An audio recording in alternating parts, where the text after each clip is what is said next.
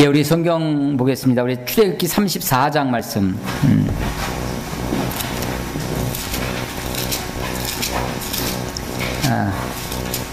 출애굽기 34장. 우리 34장 읽기 전에 혹시 제가 미리 말씀은 못 드렸는데, 혹시 지난주에 우리 LSB하고 그 독거노인 돕는 이렇게 찾아뵙는 일을 좀 우리가 뭐 돕는다고 말하기도 조금 그렇긴 하지만 약간 그 돌아보는 일을 좀 했었는데, 혹시 거기에 참여하신 분 중에 자기 그렇게 소감이나 이런 것을 좀 나눠주실 분 있나요? 다 함께 하지 못하기 때문에 뭐 간단하게 한두 마디라도.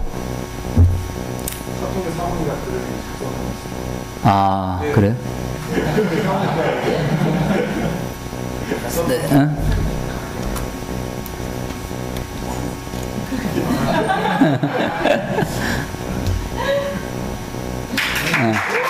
그래. 편하게. 우리 다른 분들 잘 모르니까. 응? 상황이 잘 모르니까. 어땠는지만.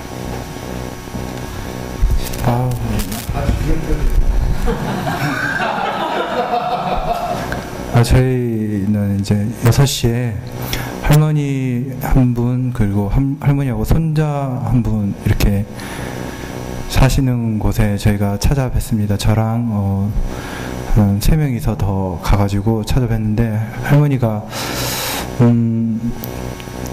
여러 가지로 다들 아시겠지만 상황이 좋지 않은 상황이었습니다. 종이 상자 같은 거 모아서 팔고, 아니면 노인연금 나오는 거 그거 가지고 근근히 살아가고 계셨는데, 물론 저희가 이제 그분들 계속 이제 지속적으로 찾아가면서 뵈면서 위로도 해드리는 게 정말 저희에게도 좀 뜻깊은 일이지만, 또 제가 거기 가서 정말 크게 배우고 온 게, 할머니가 여러 가지로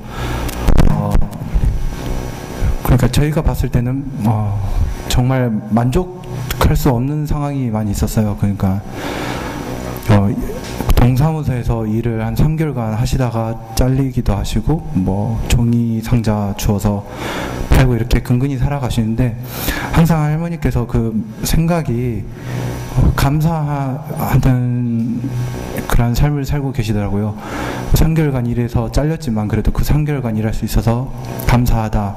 그리고 뭐 종이 상자 이런 쓰레기지만 이런 걸 받아주는 사람이 있어서 그것 덕분에 내가 이렇게 살 수 있어서 정말 감사하다, 이렇게 감사해 하시는 모습을 보면서 저희에게 주어진 것이 무엇인가 다시 한번 생각해 보게 되고, 또 저희도 주어진 삶에 감사하면서 살아갔으면 좋겠다, 이런 것 느꼈습니다.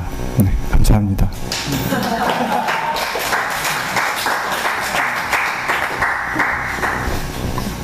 예, 또 다른 분 있어요? 한 명만 더 해볼까요?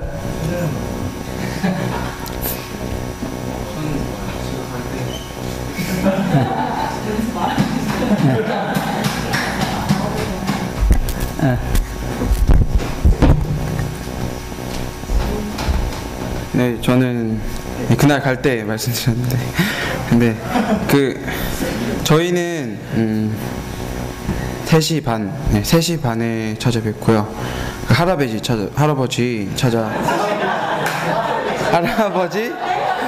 찾아뵀었습니다. 네, 찾아뵀었고, 할아버지께서는 이제 되게 묘롱이 많으셨어요. 네.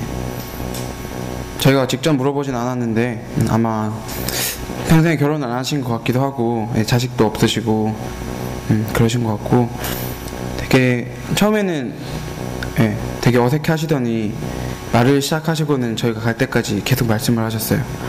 네, 정말 쉬지 않고 계속 말씀을 하셨어요. 그래가지고 저희들이 이제 시간이 너무 많이 돼서 이제 중간에 나오긴 했는데 그렇더라고요. 제가 상황을 보니까 집도 되게 위생 상태가 안 좋았어요. 벽에도 되게 더러운 것도 되게 많았고, 제가 가장 충격적이었던 것은 그 그릇이랑 수저가 너무 더러워서 막 찌들은 그런 음식물들이 많이 묻어있는데 그걸 계속 쓰시는 것 같더라고요. 그래가지고 청소는 사실 그 다음 달에 이제 가서 해드리려고 했었는데 어쩔 수 없이 설거지는 이제 애들 말씀 듣는 동안 제가 나와서 따로 했어요, 설거지를. 근데 설거지도 정말 안 되더라고요, 너무 찌들어서. 예. 그러면서 참 우리가 되게 깨끗하게 살고 있고 되게 기회도 많다, 우리가 참 너무 좋은 환경에서 살고 있구나 라는 생각도 들었고, 할아버지가 혼자 외롭게 사시다 보니까 그런 생각을 잘 안 하시는 것 같아요. 소매도 보면 되게 더러운 것들이 되게 많이 묻어있고 하신 것 같던데, 그래서 다음번에는 식기도구나 이런 걸 좀 사서 드릴까 생각하고 있고, 할아버지랑 자주 찾아뵈야 될 것 같아요. 이제 겟세마네랑 연관해서 2주에 한 번씩은 찾아뵈야 되지 않을까 싶기도 하고 그러네요. 네. 다음번에 어떻게 해야 될지 계획 같은 거는 이제 제가 1년 계획을 대강 짰었거든요. 근데 그건 나중에 기회가 되면 보여드리겠습니다. 이상입니다.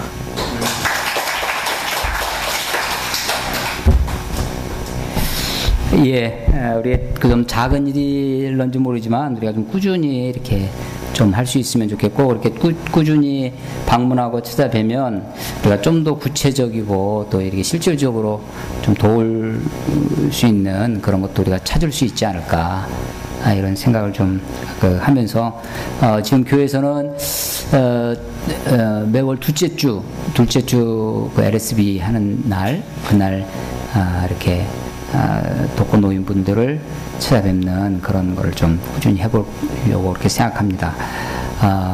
여러분들도 같이 이렇게 마음을 좀 모아서 같이 할 수 있으면 좋겠다 생각되어집니다. 예, 우리 성경 읽도록 하겠습니다. 우리 출애굽기 34장 읽겠습니다. 34장 우리 먼저 한 절씩 같이 교독하겠습니다. 여호와께서 모세에게 이르시되 너는 돌판 둘을 처음 것과 같이 다듬어 만들라. 내가 깨트린 처음 판에 있던 말을 내가 그 판에 쓰리니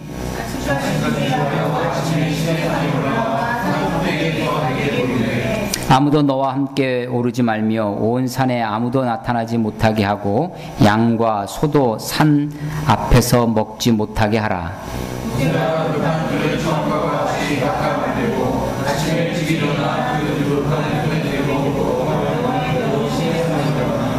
여호와께서 구름 가운데 강림하사 그와 함께 거기 서서 여호와의 이름을 선포하실세.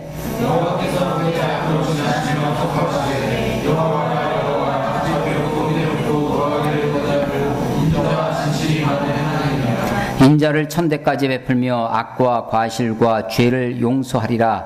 그러나 벌을 면제하지는 아니하고 아버지의 악행을 자손 3,4대까지 보응하리라. 이르되 주여 내가 주께 은총을 입었거든 원하건대 주는 우리와 동행하옵소서. 이는 목이 뻣뻣한 백성이니이다. 우리의 악과 죄를 사하시고 우리를 주의 기업으로 삼으소서.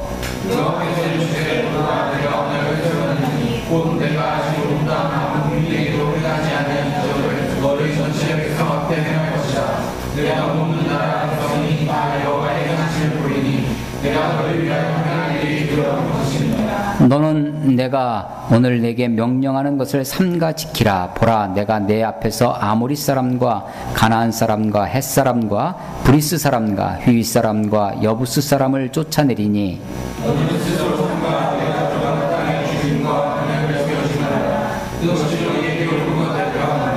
너희는 도리어 그들의 제단을 헐고 그들의 주상을 깨뜨리고 그들의 아세라상을 찍을지어다.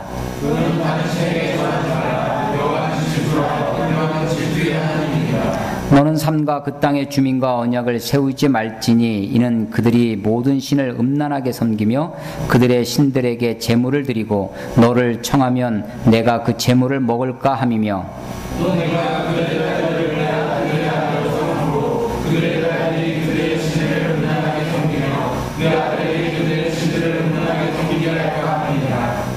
너는 신상들을 부어 만들지 말지니라.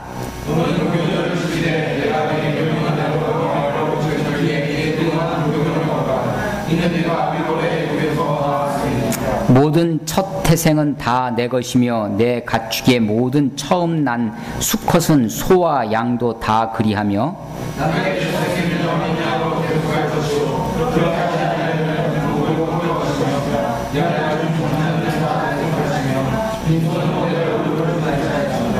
너는 엿새 동안 일하고 일곱째 날에는 쉴지니 밭 갈 때나 거둘 때에도 쉴지며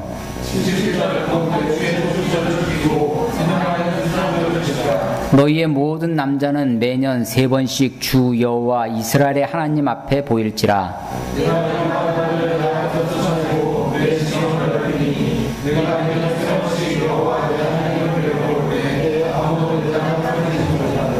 너는 내 제물의 피를 유교병과 함께 드리지 말며 유월절 제물을 아침까지 두지 말지며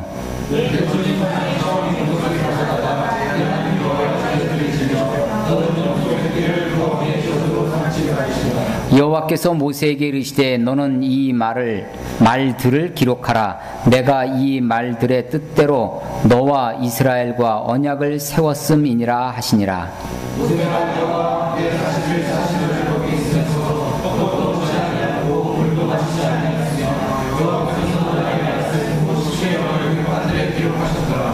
모세가 그 증거의 두 판을 모세의 손에 들고 시내산에서 내려오니 그 산에서 내려올 때 모세는 자기가 여호와와 말하였으므로 말미암아 얼굴 피부에 광채가 나나 깨닫지 못하였더라.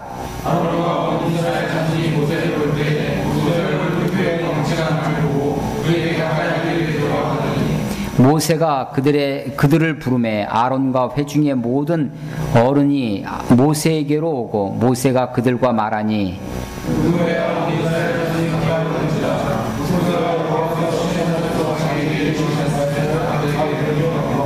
모세가 그들에게 말하기를 마치고 수건으로 자기 얼굴을 가렸더라.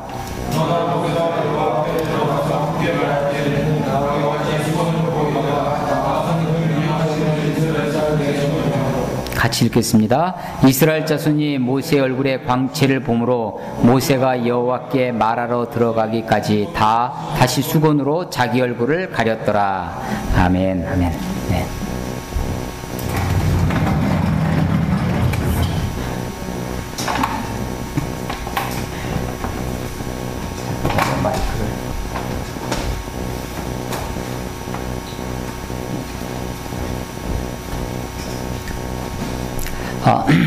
예, 우리 34장 우리 같이 읽었습니다.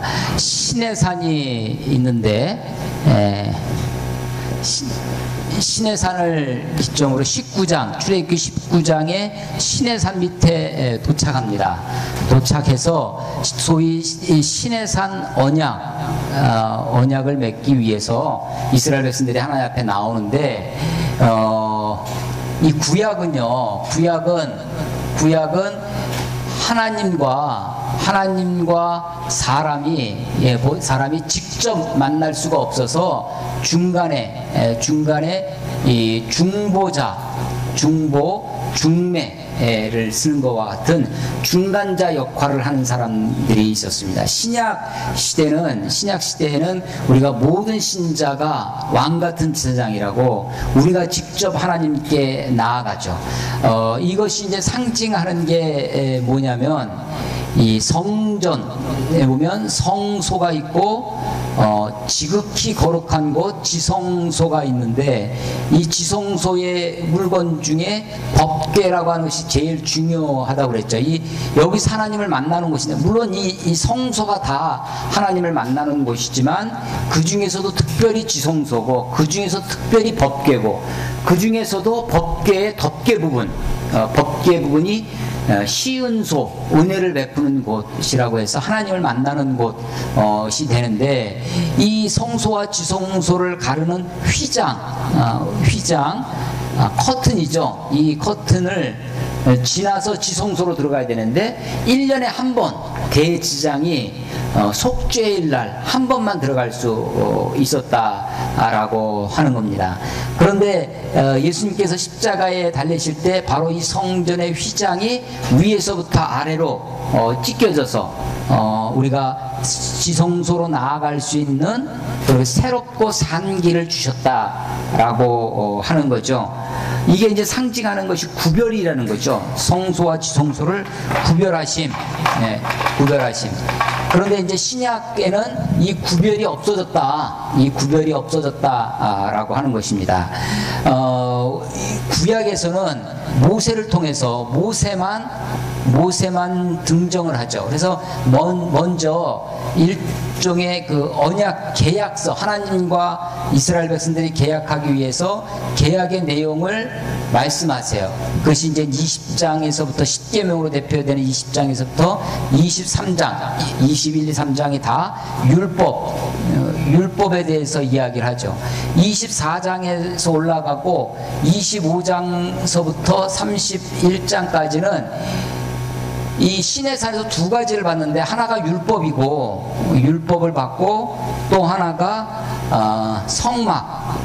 성막을 받습니다. 이 율법만 있으면, 율법 아래는 모든 사람이 다 율법 아래 죄인으로 드러나는데, 성막은 죄인인 인간이 어떻게 하나님께 나아가나, 어떻게 하나님을 만날 수 있나 라고 하는 것을 이 성막을 통해서 보여주십니다. 그래서 이 성막도, 여기서는 성막의 그 모형 설계를 보여주세요. 근데 32장 가면, 32장은 소위 아지라고 하는 우상숭배 장이 있죠. 그래서 이 율법이 실제로 이런 율법을 줄 것이다라고 했을 때 이스라엘은 우리가 다 그 율법대로 행하겠습니다라고 일종의 가계약을 맺는 거예요. 이렇게 할 건데 당신 약속하겠습니까?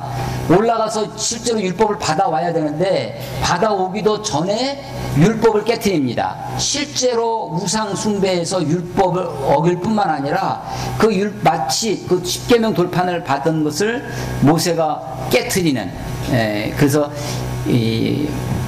내용적으로 깨지지만 실질적으로 십계명 돌판이 화가 나서 모세가 그걸 깨트려 버리는 모습이 있는 거죠. 33장에 가면 33장은 그런 우상숭배한 이스라엘 백성들을 모세가 중보하며 다시 하나님께 만나기 위해서 회막 앞에 나아가는 성막에, 그러니까 아직은 이 성막은 만들어지지 않았어요. 성막을 일으키게 만들어라라고 모형 설계만 제시해 줬을 뿐이고, 이제 36장 이후에 가서 성막을 만드는데, 그 만들기 전에 하나님을 만나는 곳, 회자가 모일 회자입니다. 모일 회자예요. 그래서 이게 미팅 플레이스예요. 만나는 곳입니다. 만나는 곳. 하나님과 만나는 곳. 거기서 이제 회막에서의 이야기가 33장에 있습니다. 이제 34장, 오늘 읽은 장은 여기서 깨진 십계명 돌판, 32장에서 깨진 그 십계명 돌판을 34장에는 다시 재제작합니다. 이때 돌판은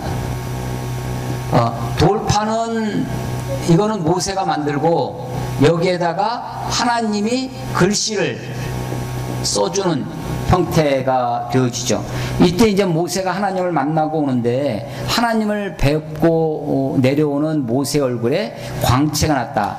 29절 보시면요, 시내산에서 29절, 모세가 그 증거의 두 판을 모세의 손을 들고 시내산에 내려오니, 이제 내려오는 거예요. 하강 내려오는데, 이때 모세는 자기가 여호와와 말하였으므로 말미암아 얼굴 피부에 광채가 나나, 자기는 그냥 그 사람들이 그것을 그 광채 나는 모습을 보기가 두려웠습니다. 30절, 아론과 온 이스라엘 자손이 모세를 볼 때 모세의 얼굴 피부에 광채가 남을 보고 그에게 가까이 하기를 두려워하더니라고 하는. 그래서 그런 모세의 얼굴을 33절 수건으로 가려서 광채난 얼굴을 가렸다라고 하는 거죠. 이게 이제 34장의 이야기인데 33장 가보세요. 33장 11절 가보세요. 11절 33장 11절 사람이 자기의 친구와 이야기함 같이 여호와께서 모세와 대면하여 말씀하시며, 그래서 하나님이 모세와 그렇게 대면하셨다라는 거고요. 33장 21절 봐보세요. 21절 20절부터 보겠습니다. 20절 또 이르시되 내가 모세 네가 내 얼굴 하나님 얼굴을 보지 못하리니 나를 보고 살 자가 없음이니라.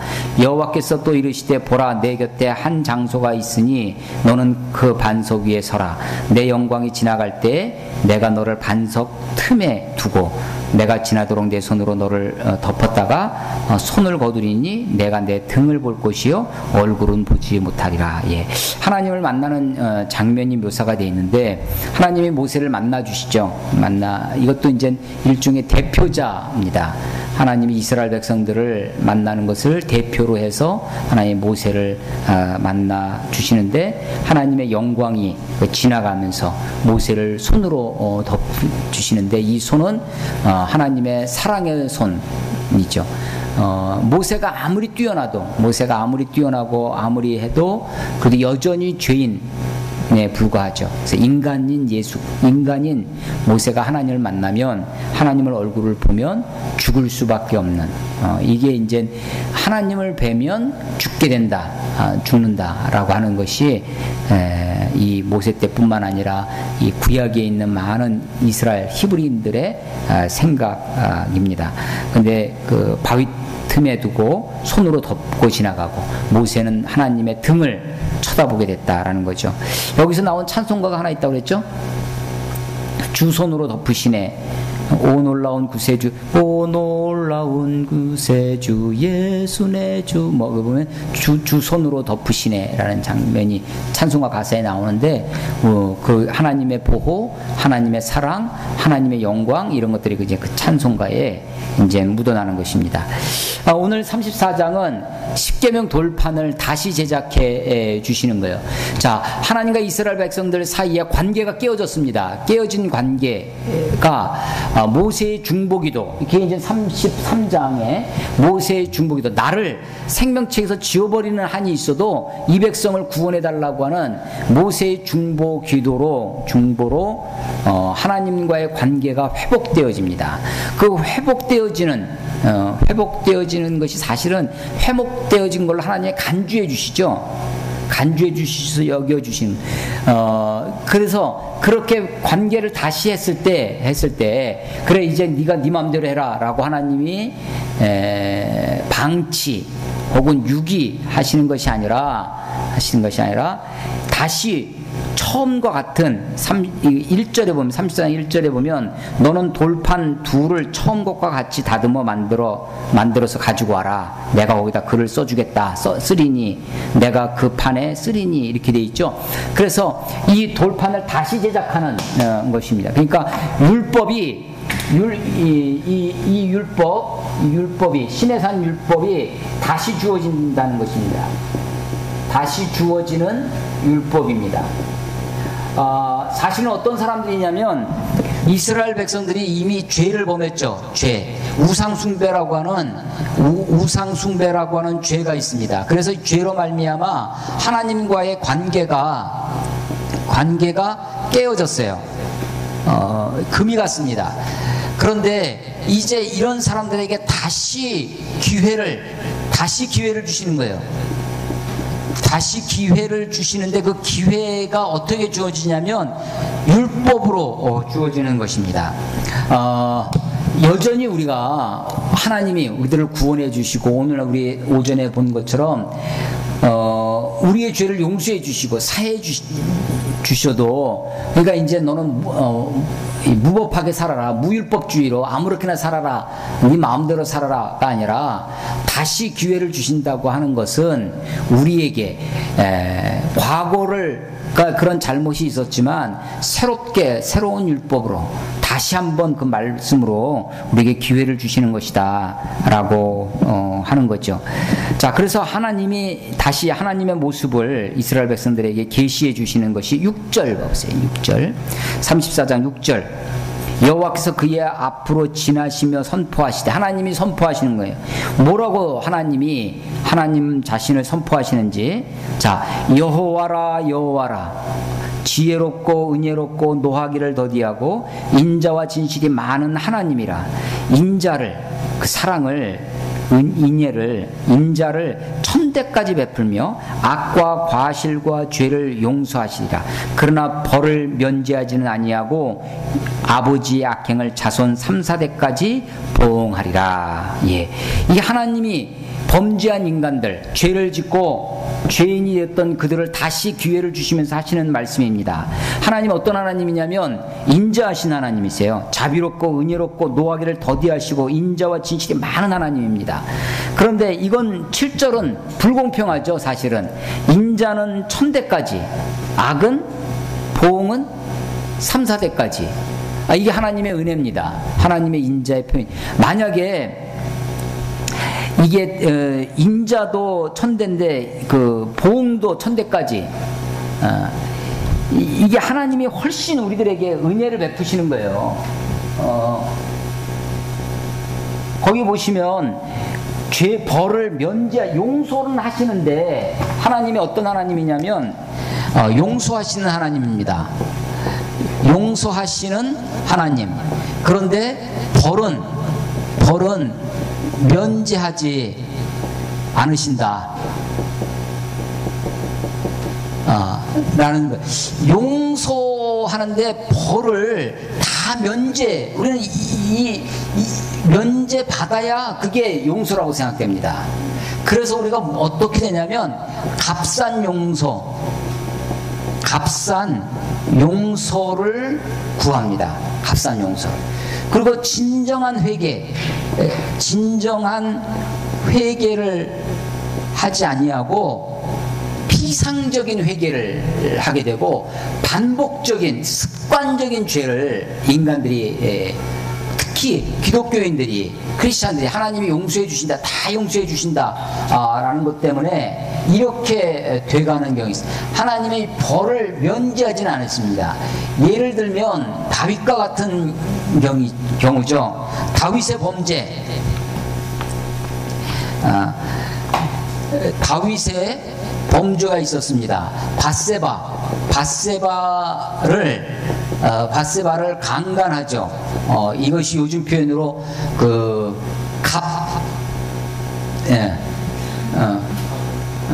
갑을 관계에서 벌어지는, 왕이 여인을 부르니까 호출하니까 이게 이 간통이 아니라 강간이라고 하는 거죠. 그런데 그것뿐만 것이 아니라 바세바의 남편 우리아를 살인합니다. 이 범죄를 나단이라고 하는 나단 선지자의 질책을 듣고 다윗이 회개해요. 회개했더니 하나님이 나단을 통해서 죄를 사했다라고 하는 사죄의 선포를 했습니다. 이게 이제 사무엘하 11장 12장에 사무엘하 11장 12장에 보면 이 다윗의 범죄한 사실이 나오는데 사죄를 받아요. 그럼에도 불구하고 사죄 이후에 13장부터 해서 계속해서 다윗 가정에 하나님의 보응의 손길이 있었습니다. 곧바로 이 암논이라고 하는 아들이 있는데, 아들이 배다른 여동생 다말을 물론 배다른 자매이긴 하지만 형제 강간을 하는 거죠. 이걸 요즘식으로 혼빙죄 아세요? 혼인빙자 간음죄. 나랑 결혼하자 하고서 여자를 꼬셔가지고 강간을 하는 거야. 근데 이 성관계를 갖고 나서는 마음이 변했어. 여자를 나 몰라라고 차버렸어요. 이게 혼인을 빙자해서 혼인을 약속하고, 그러니까 그때 당시는 뭐예요? 간통이 되는 거지. 서로 둘이 마음이 화관이 되는 거지. 근데 나중에 마음이 변해서 여자를 차버리면 이게 혼인빙자 간음죄라는 것이 있어요. 그런 이 자기 배다른 누이를 그렇게 강간을 합니다.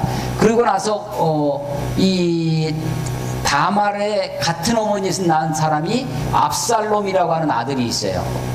압살롬이 이 암논을 죽입니다. 그러니까 형제 강간, 형제 살인이 벌어지죠. 자기 집안에. 또 나중에 이 압살롬이 반역을 하죠. 반역을 해서 모반을 해서 자기가 왕이라고 선포를 합니다. 그 일련의 과정들이 정말 보응의 길이 벌어지는 거예요.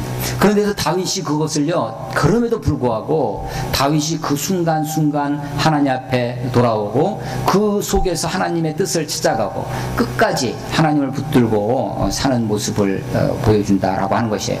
그래서 이 34장 6절 7절에 나와 있는 하나님의 언명이죠. 하나님 자신을 소개하는 겁니다. 여호와께서 그의 앞에서 지나시며 선포하시되 여호와라 자비롭고 은혜롭고 노하기를 더디하시고 인자와 진실이 많은 하나님이라. 인자를 천대까지 베풀며 악과 과실과 죄를 용서하리라. 그러나 벌을 면제하지는, 그래서 이 면제하지 않으신다는 사실, 여러분, 그 죄짓기를 두려워하고 정말 하나님 앞에 온전히 살아야 되겠다라는 생각입니다. 아버지 악행을 자손 3,4대까지 보응하리라. 3,4대까지 보응한다라는 것을, 이거를 또 잘 이해를 해야 되는데, 이 3,4대까지 자손 3,4대까지 보응한다 라고 하는 이 문구 때문에, 이것은 십계명에도 나오는 문구예요. 십계명에도, 출애굽기 20장에도. 그래서 사람들이 이걸 가지고 뭐라고 얘기를 하냐면 가계, 이 계자는 계통계자입니다. 할아버지, 아버지, 나, 이게 가계에 흐르는 저주가 있다 라고 가리키고, 이 저주를 끊어야 된다 이렇게 가리키는 이단들이 있습니다. 이것도 잘못된 거죠. 그러면 이 말씀은 뭐냐? 자손 3,4대까지 이르는 보응이라고 하는 것은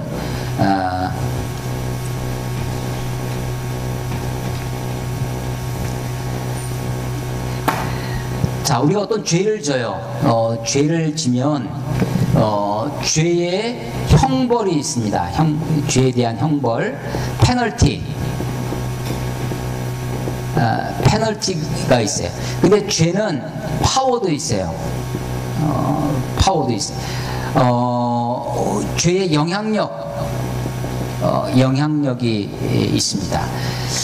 예수님께서 우리의 죄를 용서해 주신다라고 했을 때, 우리가 죄의 사함을 받았다 했을 때는 뭐가 면제되는 거냐면 페널티가 면제됩니다.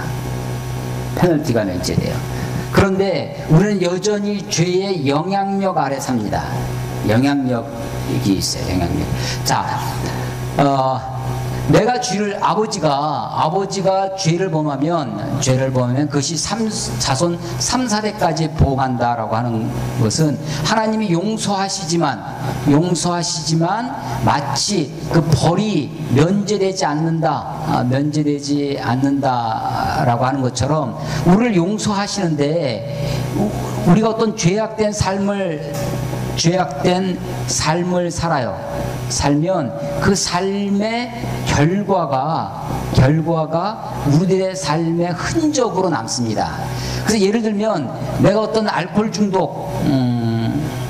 중독으로, 혹은 여러 가지 뭐 살인이나 교도소도 들락날락거리고 막 그렇게 엉망진창으로 인생을 살면, 그렇게 살아가는 자식들, 그 자녀들은 그런 부모의 삶에 영향력 밑에 살아서 여러 환경들이 좋지 않은 그런 환경이 되어질 거예요. 그래서 이것을 저주라고 하는 것은, 내가 아무런 적이 없이 이런 것들이 그냥 계속해서 어떤 신적인 그런 것으로 대물림 되어진다 라고 가리키는 것은 그것은 성경적이 아니다 라고 하는 것이죠. 아까 이 설교 중에도 얘기했지만 로마서 8장 1절에 보면 누구든지 그리스도 안에 있으면 우리가 정죄함이 없나니 생명의 성령의 법이 죄와 사망의 법에서 너를 해방하였다. 더 이상 정죄가 없다 라고 하는 것입니다. 가게에 흐르는 저주는 또 이렇게 표현을 해요. 우리가 예수님을 믿어서 예수님을 믿는 것만으로 충분하지 않다. 우리가 가게에 흐르는 저주를 끊어야 된다라고 가리키는 거죠. 예수를 믿어도 여전히 가게에 흐르는 저주가 있으니까 이 저주를 끊기 위해서 어떤 주술적인 그런 신앙 행태를 갖게 됩니다. 그래서 여기 이제 6절 7절에 나와 있는 6절 7절에 있는 말씀들을 우리가 잘 살피고 이 말씀을 우리가 이해를 하고 죄를 용서하시지만 벌을 면제하지 아니하시는 우리에게 자손 3, 4대까지 인자를 1000대까지 베풀고 악을 3, 4대까지 보응하시는 그것은 하나님의 은혜죠. 하나님의 은혜고 사랑입니다. 이런 모습으로 이제 모세에게 다시 한번 이스라엘 백성들에게 하나님이 자기 자신을 이렇게 소개해 주고 있어요. 9절 보시면요, 모세가 급히 땅에 엎드려 경배하고 하나님의 그런 모습 앞에 주여 내가 주께 은총을 입었거든 원하건대 주는 우리와 동행하옵소서. 하나님께 동행을 요청을 하는 거죠. 우리가 하나님께 은총 입은 것을 무엇으로 알리니까 우리 33장 16절 봐보세요. 33장 16절 33장 16절 나와 주의 백성이 주의 목전에 은총 입은 줄을 무엇으로 알리까? 주께서 우리와 함께 행하심으로 나와 주의 백성을 천하 만민 중에 구별하심이 아니니까. 예, 하나님이 우상 숭배하는 32장에서 우상 숭배하는 이스라엘 백성들에게 이제 내가 진절이 난다. 너희들끼리 가라. 가나안에 갈 때 너희들끼리 나는 동행하지 않겠다라고 했었거든요. 용서해주지만 니들끼리 가라라고 하는 것이었는데 모세의 중보기도의 내용 중에 하나가 중보기도의 내용 중에 하나가 하나님 우리와 함께 해달라고 동행해달라고 동행의 요청입니다. 이 은총 하나님의 은혜 중에 은혜가 하나님이 우리와 함께 하시는 거죠. 이것은 이제 임마누엘로도 이어지고 있는 것을 보게 됩니다. 자, 이렇게 해서 다시 율법을 십계명 돌판에서 새겨주시는데 그 다음에 10절 이하에는 그 다시 세워진 율법을 말씀하세요. 그 중에 10절부터 쭉 내려오는 것은 우상 숭배를 금지하는 것입니다. 다른 신을 쫓지 마라. 특별히 가나안 땅에 가서 다른 이방 족속과 12절 봐보세요. 너는 스스로 삼가 내게 들어가는 땅의 주민과 언약을 세우지 말라. 그들과 언약을 맺지도 말고 14절 너는 다른 신에게 절하지 말라. 15절 너는 삼가 그 땅의 주민들과 언약을 세우지 말라. 17절 너는 신상을 부어 만들지 말지니라. 그래서 다시 세워지는 언약의 핵심이 뭐냐? 우상 숭배를 금지하는 겁니다. 그런데 그런 그 하나님과의 회복된 관계를 위해서 하나님이 강조해서 다시 가르쳐 주시는 말씀이 18절 이하에 나오는데 그것은 절기를 지키는 거예요. 절기를. 18절 너는 무교절을 지키되 돼 있죠? 무교절. 22절에 보면 77절 곧 맥주의 초실절을 지키고 새말 끝에 가서는 수장절을 지켜라. 이게 세 가지가 있는데 23절 너희의 모든 남자는 매년 3번씩 주 여호와 이스라엘의 하나님 앞에 보일지라. 자, 무슨 얘기냐면 다시 관계를 회복하고 율법을 새로운 언약을 맺는데 그 언약을 지키기 위해서 자, 언약의 갱신 언약의 갱신을 했어요. 언약의 갱신이 주어지는데 그 언약의 갱신의 주 내용은 뭐냐면 우상 숭배를 금지하는 겁니다. 근데 이 우상 숭배를 금지하기 위해서 이스라엘 백성들이 하지 말아야 될 것은 뭐냐면 이방인과의 연합이에요. 이방인과의 연합. 이 이방인과의 연합이 이방인과 언약을 맺는 것. 언약을 맺지 마라 라고 하는 것입니다. 이게 나중에는 이방인과의 혼인을 금지하는 것 이렇게 나타나기도 하죠. 그런데 이것을 지키기 위해서 이것을 계속적으로 이스라엘 백성들에게 가르치고 저것을 지키기 위해서 하는 것이 뭐였냐면 절기 교육입니다. 절기 교육. 절기는 크게 대표적인 것이 지금 3가지가 나와 있어요. 하나는 유월절. 이 유월절의 다른 이름이 무교병을 먹는다고 해서 무교절이고요. 두 번째가 77절. 77절은 77이 49에서 오순절과 연결되는 것이고, 요때는 맥주를 추수를 한다 해서 맥주절이라고도 하고, 맥주절. 그리고 이게 첫 열매를 맺는다 해서 초실절이라고도 하는 것입니다. 세 번째가 초막절.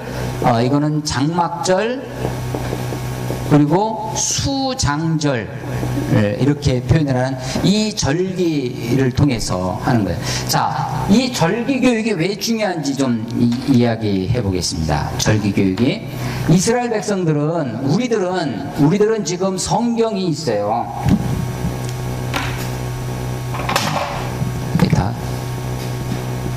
우리는 성경이 있어서 성경을 통해서 하나님을 배웁니다. 그런데 성경이 없던 시절에 하나님을 배우고 신앙을 교육하는 방법이 그 주 교육이 어떻게 됐냐면 말씀을 통해서 배우지 못하고 절기를 통해서 배우는 겁니다. 그러니까 절기와 안식일도 사실은 일주일에 한 번씩 돌아오는 절기에 속하기도 하고요. 그리고 제사로 표현되어지는 이 의식을 통해서 신앙을 배우는 거예요. 하나님이 어떤 분인지를 절기를 통해서 하나님 앞에 어떻게 나가야 되는지를 다 절기를 통해서 배우는, 이스라엘 백성들을 어떻게 구원해 주셨는지, 이스라엘 백성들을 어떻게 이끄시고 보호하시고 저들을 먹이시고 입히셨는지 하나님을 배우는 겁니다. 일주일에 한 번씩 안식일을 통해서 우리가 하나님 앞에 어떤 태도로 나가야 되는지, 제사를 지내면서 우리가 어떤 존재인지, 어떻게 죄인이고 하나님 어떻게 나아가는지를 이런 행동, 절기를 통해서, 절기 교육을 통해서 신앙을 배우는 것이다 라고 하는 것이에요. 그래서 18절부터 보면요, 무교절을 지키되 라고 되어 있고, 아까 22절에 77절 곧 맥주의 초실절, 새마른 수장절을 지키라 라고 하는 것이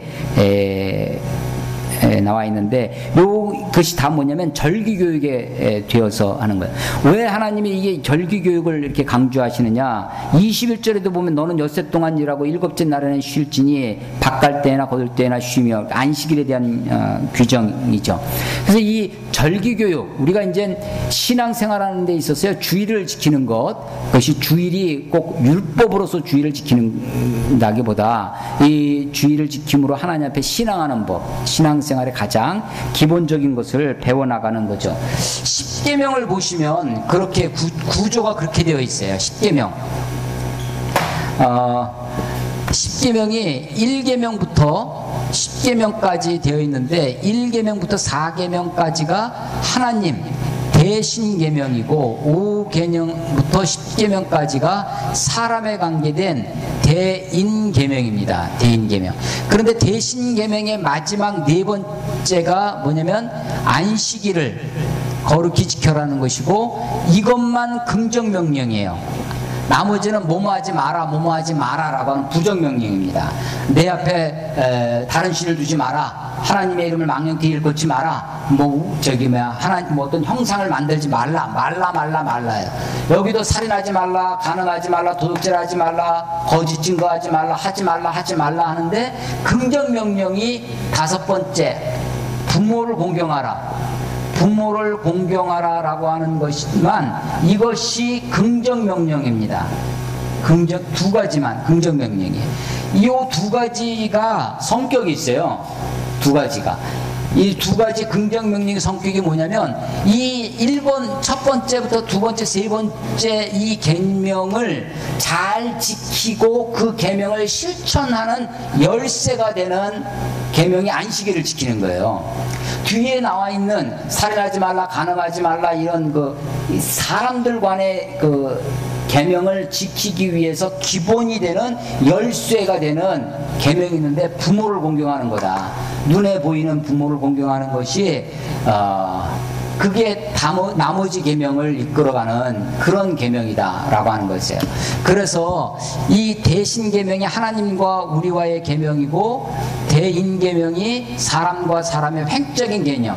하나님과 우리 사이 수직 계명, 사람과 사람 사이의 수평 계명이 합쳐져서 십자가의 계명인데 이것은 한마디로 하나님 사랑, 이웃 사랑이죠. 하나님 사랑, 이웃 사랑, 한마디로 사랑입니다. 그러니까 십계명의 정신을 녹여서 호화로 만들면 그것은 사랑이죠. 하나님은 사랑이시라라고 했을 때, 그래서 이 대신 계명과 이것이 맞부닥치는 것이 있어요. 요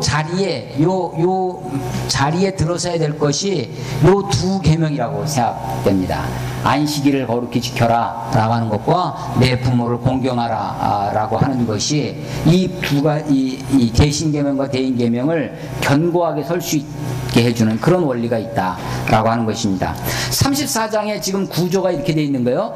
자, 우상 숭배를 해서 하나님과 관계가 깨어졌습니다. 모세가 중보를 해서 관계를 회복하는데 이제 그래 그럼 너희 저희 용서해 주지 하고 끝나는 것이 아니라 30세 다시 그러면 새롭게 언약을 주고 너희들도 이 언약을 잘 붙들고 살아가야 되겠다라고 율법을 다시 그 돌판에다 새겨주시는 거죠. 그런데 이번에는 뭐가 강조되어 있냐면 그런 율법을 잘 지키기 위해서 18절 이하에 절기를 잘 지켜라 라고 하는 것이고 안식일을 지키는 문제가 기록되어 있다고 하는 거예요. 여기에 이제 세세적인 것으로 보면 19절 보면 모든 첫 태생은 다 내 것이라. 이것도 출애굽기 그 6월절 그 2장 13장의 6월절 바로 그 다음에 초태생에 관한 규례가 이 무교절에 있었는데 6월절 때 마지막 10번째 그 기적 10번째 재앙이 있어 첫째 아들 다 죽였잖아요. 죽이고 났을 때 너희 그 대신 죽지 않고 살아간 너희들 그 첫 번째 아들은 다 내 것이다 라고 하는 하나님이 초태생을 하나님께 드리는 하나님의 소유권 주장이 있어요. 하나님. 그래서 이제 첫 태생을 하나님께 드리는 거죠. 이런 것들이 이제 구약에 흐르는 정신 중에 하나인데 나중에는 이제 그 논밭에서 첫 열매를 하나님께 드리는 이게 이제 첫 열매 드리는 초실절 이런 것으로 나타납니다. 그게 이제 현대 자본주의에서는 우리가 이제 다 이제 금전으로 환산되어지는 이런 사회에서는 첫 월급을 하나님께 드린다. 뭐 이런 개념이 생겨나는 거죠. 이것을 실천하기 위한 그런 구체적인 방법 중에 하나인 것입니다. 26절 33, 26절 내 토지 소산에 처음 익은 것을 가져다가 우리도 이제 추석 때 음력 8월 15일 되면 그때 이제 우리 차례를 지내는데 차례 음식 중에 옛날에는 다 어떻게 했냐면 이렇게 햇과일로 다 차례를 지내고 처음 익은 열매로 그 옛날 우리 제사도 그렇게 지내는 거죠. 그래서 토지 소산에 처음 익은 것을 가져다가 그렇게 드려진다라고 하는 것입니다. 모세가 이렇게 34장에 재등정 다시 시내산 올라가서 율법을 다시 받아오는 것도 여전히 40일이 걸렸어요. 28절 봐보세요. 모세가 여호와와 함께 40일 40夜를 거기 있으면서 떡도 먹지 아니하였고 물도 마시지 아니하였으며 여호와께서는 언약의 말씀 곧 십계명을 그 돌판들에 기록하셨더라. 예. 그래서 이 두 번째 다시 재등정에서 이 모세가 만들어 가지고 올라간 돌판에 10계명을 기록해 주시는, 그래서 그것을 가지고 내려오는 그런 모습이 이제 34장에 있습니다. 자, 34장에 율법을 다시 주고 율법의 갱신이라고 그랬죠. 다시 준 율법을 잘 지키기 위하여서 6월절 절기교육이 강조됐다. 안식일을 포함한 절기교육이 강조된다라고 하는 것이죠. 자, 우리 오늘 3시인데 우리 35장 한 장만, 우리 뒷부분은 좀 빨리 좀 출애굽기 마치고 한 장만 더 읽어보겠습니다. 35장. 자, 정신 차리고 우리 같이 한번 읽어봅시다. 35장. 자, 모세가 이스라엘 자손의 온 회중을 모으고 그들에게 이르되 여호와께서 너희에게 명령하사 행하게 하신 말씀이 이러하니라.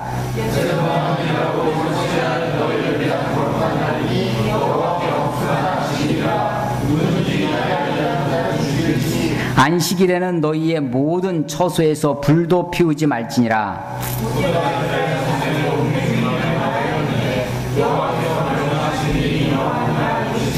너희의 소유 중에서 너희는 여호와께 드릴 것을 택하되 마음에 원하는 자는 누구든지 그것을 가져다가 여호와께 드릴지니 곧 금과 은과 놋과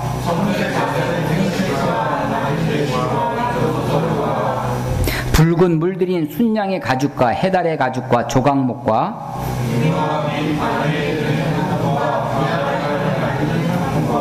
호마노며 에봇과 흉패에 물릴 보석이니라.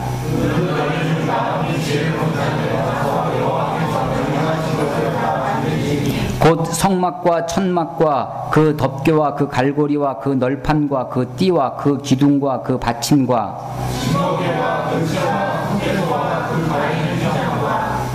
상과 그 재와 그 모든 기구와 진설병과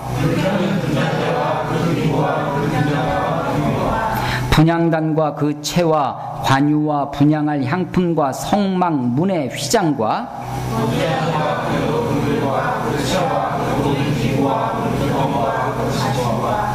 뜰의 포장과 그 기둥과 그 받침과 뜰 문의 휘장과 성소에 섬기기 위하여 정교하게 만든 옷, 곧 제사 직분을 행할 때 입는 제사장 아론의 거룩한 옷과 그의 아들들의 옷이니라. 마음이 감동된 모든 자와 자원하는 모든 자가 와서 회막을 짓기 위하여 그 속에서 쓸 모든 것을 위하여 거룩한 옷을 위하여 예물을 가져다가 여호와께 드렸으니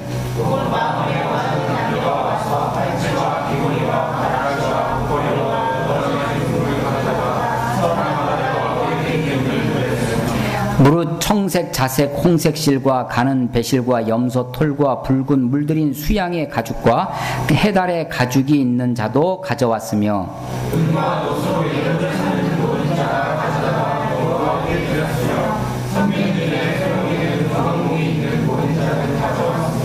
마음이 슬기로운 모든 여인은 손수 실을 빼고 그 뺀 청색, 자색, 홍색 실과 가는 배실을 가져왔으며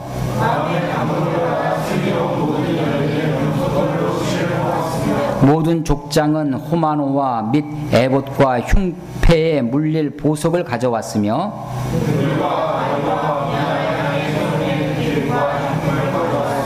마음에 자원하는 남녀는 누구나 여호와께서 모세의 손을 빌어 명령하신 모든 것을 만들기 위하여 물품을 드렸으니 이것이 이스라엘 자손이 여호와께 자원하여 드린 예물이니라.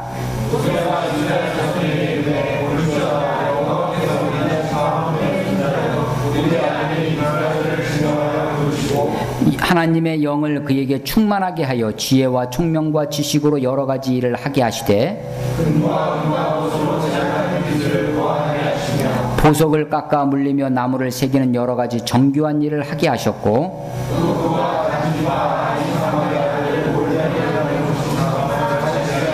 같이 읽겠습니다. 지혜로운 마음을 그들에게 충만하게 하사 여러 가지 일을 하게 하시되 조각하는 일과 세공하는 일과 청색 자색 홍색 실과 가는 배실로 수 놓는 일과 짜는 일과 그의 여러 가지 일을 하게 하시고 정교한 일을 고안하게 하셨느니라. 아멘. 아멘. 예. 자, 이제 아까 말씀드린 것처럼 회막을 설계도를 받아가지고 내려왔었는데 이제 35장 이후부터 회막을 구체적으로 만들기 시작하는데 35장에서는 재료들을 구하는 것, 그 다음에 그 일할 사람들, 일꾼들을 세우는 것, 그것에 대한 이야기예요. 여기도 1절부터 3절까지 아까 말씀드린 안식일에 대한 이야기가 나오죠. 그런데 아주 무서운 말이 나옵니다. 누구든 2절에 보면 누구든지 이날에 일하는 자는 어떻게 해요? 죽이는 거죠. 이 구약에 참 무서운 이야기가 많이 있어요. 요즘은 어떻게 될까요? 안 죽여. 예. 안식일, 이게 이제 안식일도 굉장히 중요한 문제인데, 우리가 이제 현대는 우리는 주일로 지키잖아요. 요일도 이제 토요일에서 일요일로 바뀌었고, 그래서 여기에 대해서는 여러분들이 좀 더 많이 생각해 보시고 깊이, 이게 아주 신앙생활의 중요한 요소입니다. 물론 지금은 죽진 않죠. 죽진 않지만 또 그리고 율법적으로, 그렇게 율법적으로 주일을 지키는 것은 저도 반대고요. 또 이 농경사회에서의 안식일하고 우리 현대사회에서의 주일하고 또 이것도 좀 다른 문제가 좀 있습니다. 그래서 우리 여러 가지 생각해 볼 문제가 많이 있으니까 여러분들도 이건 아마 평생 여러분들이 고민하고 생각해야 할 문제 중에 하나예요. 그러니까 안식일이 이렇게 절기교육, 안식일 이런 것들이 율법에 아주 중요한 요소로 들어와 있다는 사실을 여러분들이 잘 기억하시면 좋을 것 같습니다. 자, 35장 4절부터는 회막, 성막을 짓기 위해서 예물을 드리는 장면이 나오는데 5절에 보면 너희 소유 중에서 너희는 여호와께 드릴 것을 택하되 마음에 원하는 자는, 마음에 원하는 거죠. 그 다음에 21절에 보면 마음이 감동된 모든 자와 자원하는 모든 자가 와서 회막을 짓기 위하여, 22절 곧 마음에 원하는 남녀가, 25절 마음이 슬기로운 모든 여인은, 26절 마음의 감동을 받아 슬기로운 모든 여인은, 29절 마음에 자원하는 남녀는 누구나, 29절 끝에도 이스라엘 자손이 여호와께 자원하여 드릴 예물이니라. 그래서 이 드림에 있어서 강조되고 있는 것이 뭐냐면 마음에 원하는 것, 자원하는 것 이라는 거죠. 그래서 온갖 것들 무엇을 드리든지 우리가 하나님께 자원함으로 드려야 되겠다. 스스로 원해서 드려야 되는 것이지 강제로 드려지는 것은 어떤 억압적인 분위기라든지 그런 게 있나요? 억압적인 분위기가 헌금에 있어서 뭐 적어도 우리에게는 없는 것 같고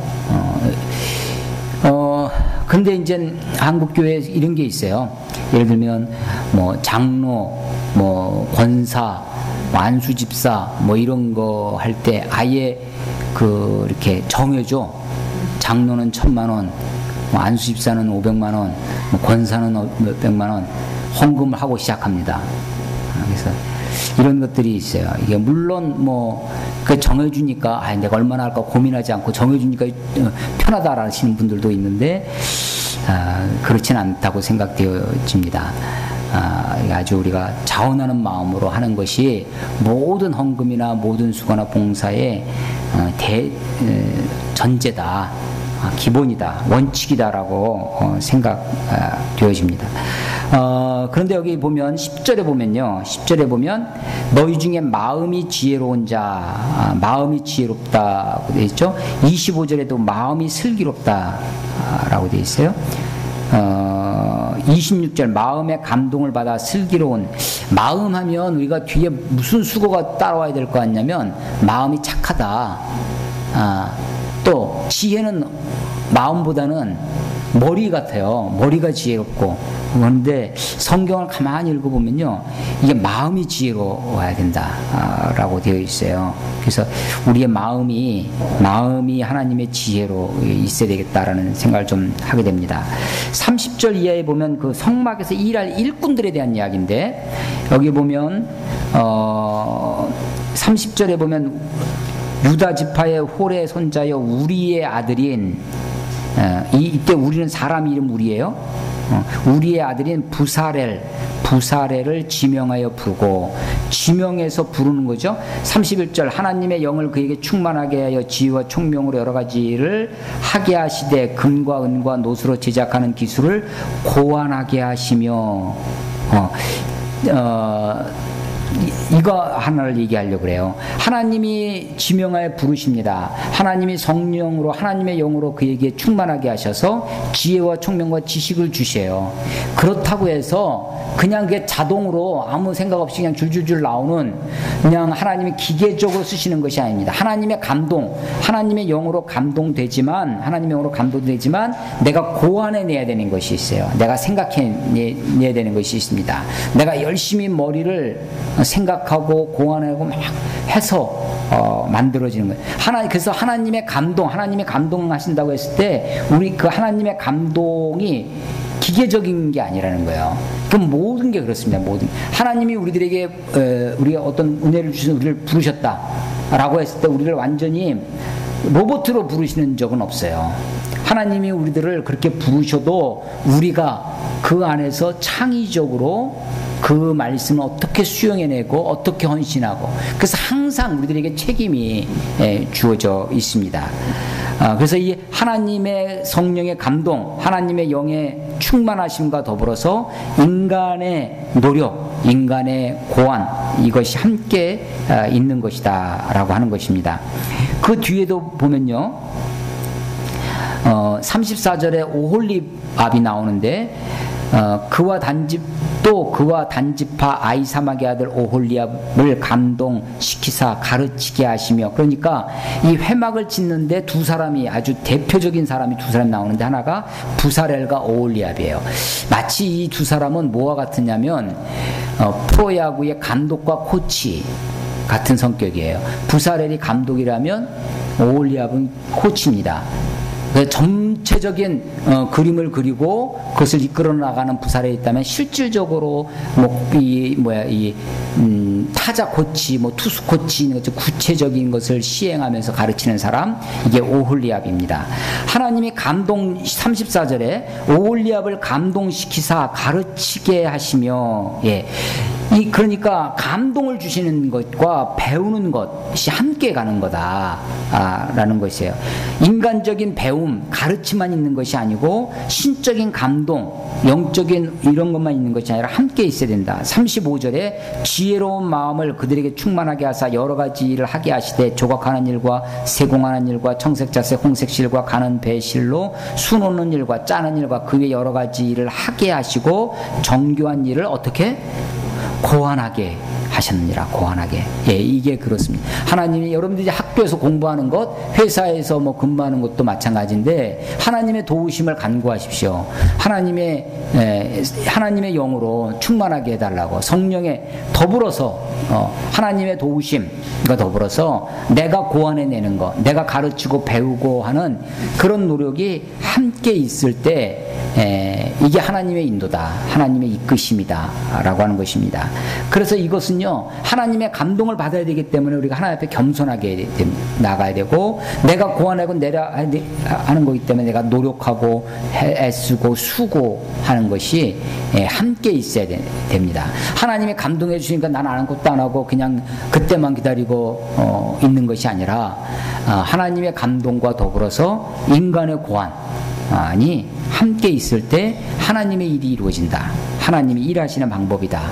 이게 출애굽의 이야기입니다. 자, 오늘 이제 그 제목, 이 성막의 그 재료를 하나님께 드리는 일, 일꾼을 이렇게 지명하여 부르는 일까지 35장까지 읽었고요. 가능하면 34, 이제 5장 남았는데 성막을 실질적으로 만들고 성막이 하나님의 영광이 임하는 이 출애굽기의 마지막을 이제 한두 번 더 해서 마무리를 하고 새로운 책으로 나아가려고, 출애굽기도 꽤 오래 걸렸는데 하려고 하고 있습니다. 혹시 질문이 있어요? 질문. 예, 다음 주에는 LSB하고 그 다음 주에는 6월 2일 우리 아까 말씀드린 것처럼 그 김관성 목사님 한번 그 페이스북 들어가서 그분 글 한번 읽어보신 분 있으세요? 몇 분 안 되시네. 예? 그래도 제가 거기다 공유하기를 해놨더니 많은 사람이 따라서 공유를 많이 했더라고. 하기는 좋아요도 많이 누르고 있고. 김관성 목사님이신데 젊은 40대 초반인 것 같아요. 근데 아주 글 쓰는 게 굉장히 이렇게 감동적입니다. 설교는 직접 못 들어봐서 그렇지만 기대하시고 다다음 주에 우리 바른 신앙 강좌에 여러분들이 마음에 은혜 받을 준비, 도전 받을 준비를 이렇게 하고 오셔도 좋겠다. 또 여러분들 친구분들 우리 같이 좀 초대해서 이런 말씀들 같이 들을 수 있으면 좋겠다. 우리 한국 교회가 이런 면에서 좀 노력을 더 해야 되지 않을까. 우리가 이제 부흥회라든지 막 이런 게 아니라 우리의 신앙이 어떻게 하면 더 하나님 앞에 바르게 나아갈 것인가를 고민하는 그런 자리가 될 수 있었으면 좋겠습니다. 자, 우리 기도하고 마치도록 하겠습니다.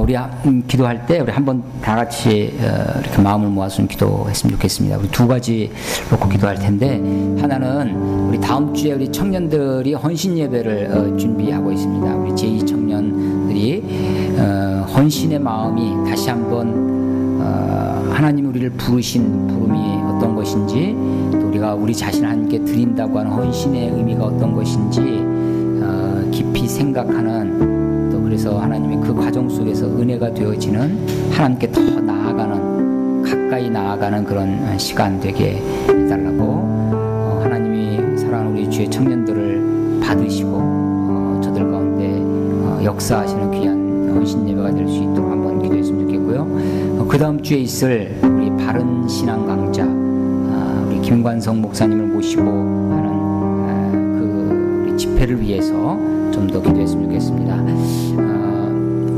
기독교가, 우리 한국 교회가 길을 잃고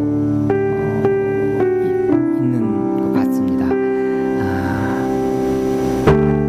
한국이라고 하는 나라가 경제적인 그 경제 부흥과 맞물려서 한국 교회가 성장해 오면서 교회가 물량주의, 성공주의, 그런 소위 세속화의 길로 교회가 치달아 오면서 외형적 성장과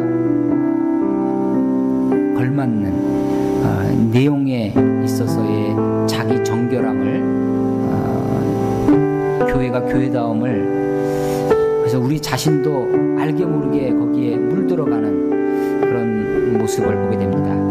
기독교가, 우리 교회가 하나님 앞에서 또 세상 앞에서 어떤 모습으로, 아니 내 자신의 개인의 신앙도 어떻게 각성하며 각성되어지며 살아야 할지를 깨닫는 귀한 집회가 되기를 소망합니다. 그래서 그거를 위해서 우리 오실 우리 김관성 목사님, 또 우리 듣는 우리들 역사하실 하나님을 우리가 소망하며 함께 기도했으면 좋겠습니다. 우리 다 같이 한번 기도하겠습니다.